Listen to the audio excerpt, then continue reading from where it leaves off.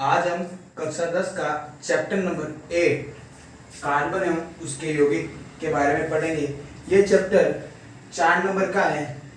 ठीक है, अब हम सबसे पहले इस चैप्टर के अंदर दो वैज्ञानिक आए थे। पहला वैज्ञानिक था बर्जीलियस, दूसरा वैज्ञानिक था हॉलवर। बर्जीलियस ने अपनी एक धारणा दी। बर्जीलियस ने कहा कि कार्बनिक यौगिक का निर्माण केवल जीवधारी स्रोत के द्वारा ही संभव है। कृत्रिम विधियों द्वारा कार्बनिक यौगिकों का निर्माण असंभव है। क्या कहा बर्जीलियस ने? बर्जीलियस ने कहा कार्बनिक यौगिक का निर्माण केवल जीवधारी स्रोत के द्वारा संभव है और कृत्रिम विधि द्वारा कार्बनिक यौगिक का निर्माण असंभव है। बर्जीलियस ने अपने इस सिद्धांत को जैव शक्ति सिद्धांत कहा। उसके बाद वैज्ञानिक आया हॉलवर। हॉलवर वैज्ञानिक ने अपना एक एक्सपेरिमेंट किया।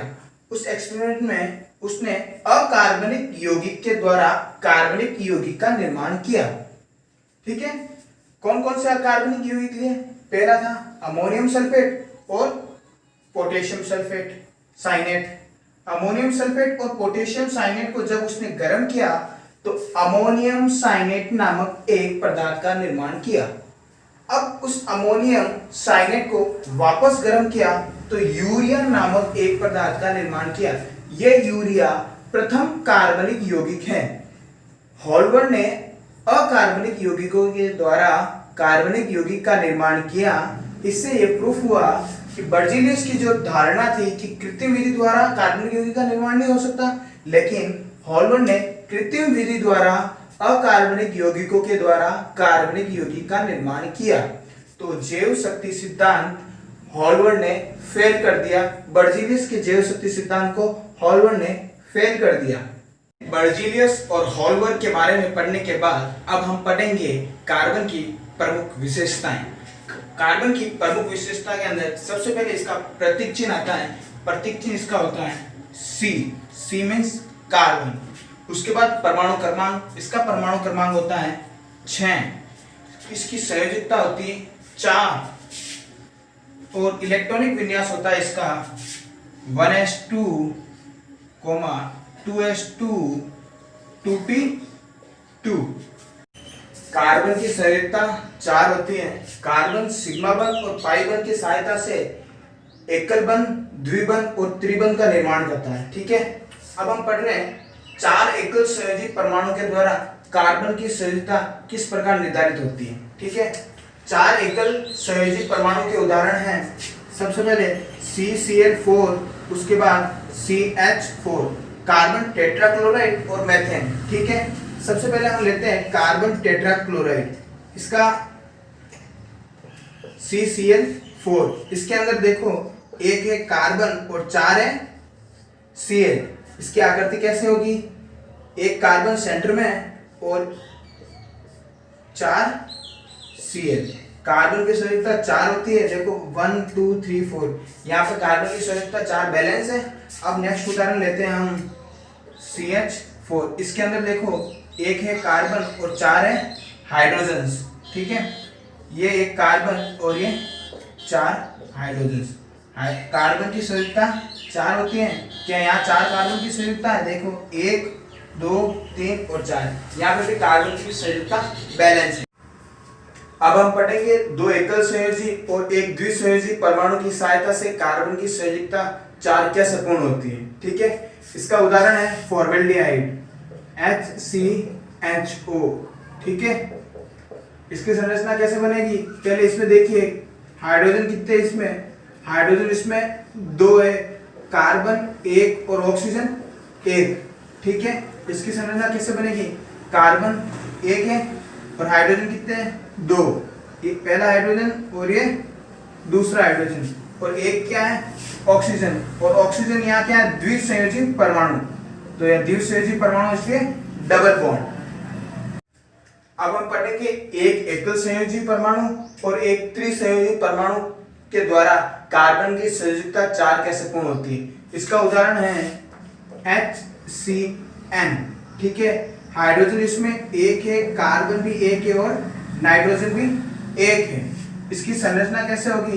कार्बन हाइड्रोजन इसमें एक है, इसलिए एकल संयोजी, और एक नाइट्रोजन है वो त्रिसंयोजी तत्व। ठीक है, त्रिसंयोजी के लिए ट्रिपल बॉन्ड और एकल संयोजी के लिए सिंगल बॉन्ड। ठीक है, अब हम पढ़ेंगे दो द्विसंयोजी परमाणु की सहायता से कार्बन की संयोजकता 4 कैसे पूर्ण होती है। इसका उदाहरण है CO2। इसमें कार्बन की संख्या 1 और ऑक्सीजन की संख्या 2। कार्बन कितना लेना, 1 और ऑक्सीजन 2, एक ही ऑक्सीजन, और ये दोनों द्विसंयोजी परमाणु है, इसलिए डबल बॉन्ड। ठीक है, अब हम पढ़ेंगे कार्बन की ज्यामिति के बारे में। ठीक है, कार्बन की ज्यामिति कैसी होती है? कार्बन की ज्यामिति समचतुष्फलकीय होती है। कार्बन की ज्यामिति समचतुष्फलकीय होती है। अब ये समचतुष्फलकीय क्या होता है, आइए देखते हैं। ऐसा चतुष्फलक जिसमें 4 त्रिभुजाकार फलक उपस्थित हो। कैसे, कौन कौन से 4 त्रिभुजाकार फलक? देखो, मैं इस आकृति के अंदर आपको समझाने की कोशिश करूंगा।